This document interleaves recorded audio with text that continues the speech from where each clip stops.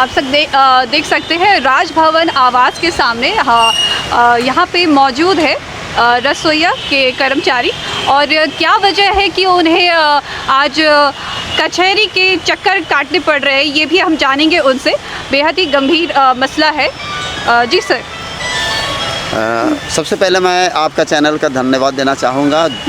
मैं अजीत प्रजापति, प्रदेश अध्यक्ष, झारखंड प्रदेश विद्यालय रसोइया संघ का अध्यक्ष। दरअसल आज हम लोग कोर्ट आए हैं। कोर्ट इसलिए आए हैं कि आप सभी लोग साक्ष्य हैं, मीडियाकर्मी, कि इसी जगह में धरना पर बैठे हुए थे हम लोग 2018 में। और उस समय जब धरना में बैठे हुए थे तो रात को 10 बजे आ करके पुलिस वाले लोग मारपीट करके हम लोग भगाए। तो हम लोग जिधर तिधर भागने लगे। जब भागने लगे तो वहाँ छेक करके हम लोग को, क्या बोलते हैं, न्यू मार्केट के पास छेक करके हम लोग को फिर लाठी डंडा किया, वासी आंसू गैस चलाया, बहुत सारा कर्म किया। हम लोग कई महिला घायल हो गई, चोट हो गई। उस समय हॉस्पिटल में भर्ती कराया गया और हम लोग पर इतना धारा लगा के 13 धारा लगा करके नॉन अवेलेबल धारा लगा करके केस कर दिया। क्या हम उग्रवादी लगते हैं? क्या हम आतंकवादी लगते हैं? सभी तरह का धारा लगा करके केस कर दिया। वही केस का आज डेट था, उसी में हम लोग आए हुए थे। दूसरा बात, हम लोग यह बात भी कहना चाह रहे थे, इस सरकार जब आई तो इस सरकार से आग्रह किए कि जो केस हम लोग पर किया गया है वो केस को विड्रॉ करा लीजिए, इसको वापस लीजिए। इन्होंने कहे थे कि हम लोग वापस ले लेंगे, इसका हम आग्रह पत्र भी दिए। फिर प्रशासन का लोग भी बुलाए थे हम लोग को, तो उसमें भी बोले कि आप अपना पक्ष को रखिए। हमने कहा जो आप आरोप लगाए हैं उसमें हम कहीं आरोपित नहीं है, वो हम काम किए ना, वो घटना किए नहीं, आप ऐसा आरोप क्यों लगा रहे हैं? तो ऐसा इसमें हमको बरी किया जाए।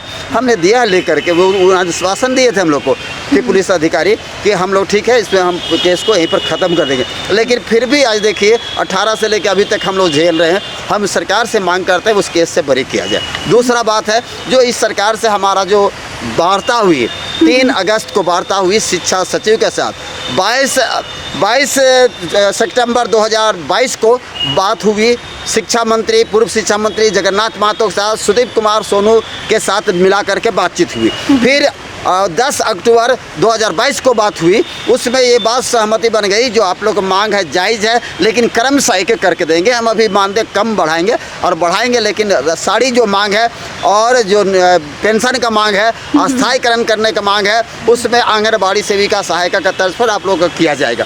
ये आश्वासन मिला और लिखित भी मिला। नियमावली बदलने की बात हुई और उन्होंने कहे कि नियमावली बदल देंगे और आप लोग को मजदूर घोषित करेंगे। मजदूर घोषित किए नहीं, 66 रुपया भिक्षा दे रहे हैं रसोईया लोग को और संजीविका को फ्री में काम करा रहे हैं। उसके बाद अभी क्या कर रहे हैं, इस 2 महीना से परेशान करके रख दिया है लोग डीएससी सब कि रसोईया लोग को आधार कार्ड चेक कर रहा है। आप जानते हैं कि आधार कार्ड सबका गलत है, किसी की एज सही नहीं है, ग्रामीण में तो और गलत है। और वो आधार कार्ड में 60 साल अगर दिखाई पड़ रहा है तो उसको हटा दे रहा है, जबकि आप वेतन दे ही नहीं रहे। हमको मजदूर आप समझे नहीं, हमको भिक्षा दे रहे हैं। तब ये 60 साल कंडीशन क्यों लागू किए हैं, जबकि ये बात कहा गया था कि जब पेंशन आप लागू करेंगे तभी आप 60 साल लागू करेंगे और हमें वेतन के साथ जोड़ेंगे तभी 60 साल लागू होगा, तभी कंडीशन लागू होता है। लेबर कोड में इसी तरह लिखा हुआ है। हम लेबर नहीं तो आप कैसे लागू कर रहे हैं? ये बात को लेकर के हम लोग बहुत परेशान हैं कि हम लोग आंदोलन फिर से कैसे शुरू करें, इसका मुआयना करने लिया है। दूसरा सबसे बड़ी सवाल है, इसको जबरदस्त ढंग से उठाना चाहिए। हम लोग मध्याह्न भोजन में काम करते हैं, विद्यालय में खाना बनाते हैं, उस एक बच्चा को खाना बनाने के जो राशि आता है खाना के लिए, सामग्री खरीदने के लिए, वो आता है 4 रुपया 66 पैसा एक क्लास से लेकर के आपको 5 क्लास तक का। और उसके बाद 7 रुपया 33 पैसा आता है 6 क्लास से लेकर 8 क्लास बच्चा का, एक बच्चा पर। ये हम लोग मिलता है खाना। आज बाजार का महंगाई देखिए, अंडा का महंगाई देखिए, सब्जी का महंगाई देखिए, ये पूर्ति नहीं होता है।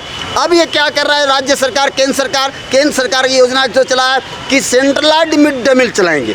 Centralised mid day meal Hazaribagh का सेंटर बना लिया है, डेमू टाउन में बनाया, जिसमें वो कह रहे हैं कि 1 लाख बच्चों को भोजन एक ही जगह में बनाएंगे और विभिन्न जगह पूरे विद्यालय को सप्लाई करेंगे। आप जानते हैं वहाँ राशि कितना दिया जा रहा है? सबसे पहले मैं बताना चाहता हूँ आपका चैनल को कि जो किचन सेट बनाया गया है, 23.5 करोड़ रुपया का किचन सेट बनाया गया। क्या बात, कल्पना कीजिए, ये सोचिए 23.5 करोड़ का किचन सेट बनाया। दूसरा क्या किया है कि वो जो खाना जो सप्लाई करेगा, जो विभिन्न विद्यालय तक जहाँ खाना बनेगा, वहाँ से एक प्रखंड जाने में 150 किलोमीटर है फासला। दूसरे प्रखंड जाने के लिए वहाँ खाना लेके गाड़ी जाएगी। आप सोचिए खाना कब बनेगा और कब सप्लाई होगा। उसमें गाड़ी जो दिया जाएगा, एबल कराया जाएगा विभिन्न प्रखंड में खाना बांटने के लिए, वो गवर्नमेंट देगी गाड़ी, सरकार दे रही है गाड़ी। और किचन बना के सरकार दी है, और वहाँ जो खाना बनेगा जिसको सामग्री खरीदने के लिए चावल देगी सरकार, लेकिन बाकी जो सामान खरीदाएगा वह खरीदने के लिए राशि दे रहा है कितना जानते हैं कि 14 रुपया 66 पैसा वन बच्चा पर, एक बच्चा पर दे रहा है सरकार। किसको? एनजीओ को, अक्षय पात्रा को।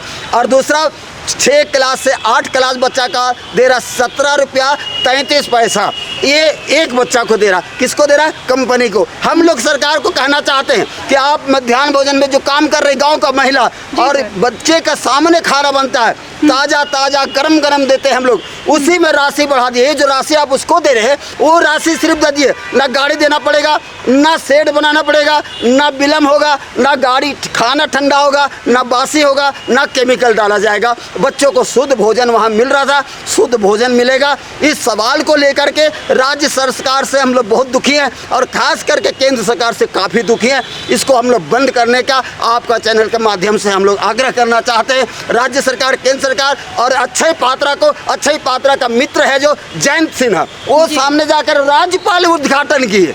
अभी 23 स्कूल में खाना चल रहा है, जो फर्स्ट दिन गया कहाँ खाना बच्चा को घट गया, 150 बच्चा का खाना घट गया। उसके बाद खाना जो खट्टा था, अब बताइए हमारे बच्चों को मारने का इंतजाम किया जा रहा है। और बच्चे को अच्छा भोजन के नाम पर अक्षय पात्रा को बहुत परोस रहा है लोग, बहुत अच्छा भोजन बनाता है अक्षय पात्रा, बच्चों को अच्छा भोजन मिलेगा। भी अच्छा खाना हो, इतनी दूरी से अगर गर्मी का दिन रहे तो वो तो तुरंत खराब हो जाएगा। सबसे पहला बात है मैडम, और ठंडे में तो ठंडा हो जाएगा। खाना एक दिन पहले बनाना पड़ेगा। कितना भी फास्ट मशीन होगा, 1 लाख बच्चा का भोजन जब तैयार किया जाएगा तो एक दिन बिफोर बनाना पड़ेगा, और एक दिन को बिफोर बनेगा तो केमिकल डालना पड़ेगा, और गाड़ी में जाने के बाद भी बदबू हो जाएगा। हमें जितना बढ़िया खाना मिल रहा था उसको क्यों बंद किया जा रहा है? बच्चे लोग अब पूरा आतुल है आंदोलन करने के लिए। ये राज्य सरकार, केंद्र सरकार जो मिल करके तमाशा कर रहे हैं, हमारे गरीबों का साथ में खिलवाड़ कर रहे हैं, मेरे बच्चों को ज़िंदगी बर्बाद करने के इंतजाम कर रहे हैं, अपनी पॉकेट गर्म करने के लिए। इसको शीघ्र ही बंद किया जाए, अन्यथा हम लोग आंदोलन पूरे राज्य में करेंगे। पूरे अभिभावक को संगठित करेंगे, रसोईया संघ संगठित होकर पूरे छात्र छात्राएं सड़क पर उतरेगी। इसके जिम्मेवार सिर्फ राज्यपाल होंगे, क्योंकि राज्यपाल जाकर के उद्घाटन किए, इसका जिम्मेवार राज्यपाल होंगे। धन्यवाद आपके चैनल को। तो जैसा कि आप सब ने इनके माध्यम से ये जानकारी हासिल की कि बड़े तो बड़े बच्चों को भी नहीं बख्शा जा रहा है सरकार द्वारा, इतना बड़ा खिलवाड़ हो रहा है उनके भोजन, उनके स्वास्थ्य से। अब इस विषय में अभी भी स्वतः कोई संज्ञान नहीं लिया गया, कोई एक्शन नहीं लिया गया है सरकार के द्वारा। इतनी बच्चों को शिक्षा तो जैसे तैसे हासिल हो ही रही है, अगर उनके स्वास्थ्य के साथ खिलवाड़ करेंगे तो ग्रामीण बच्चे कहाँ जाएंगे, कहीं के नहीं रहेंगे। इसी के साथ camera person reporter Ehtesham Praveen के साथ धन्यवाद।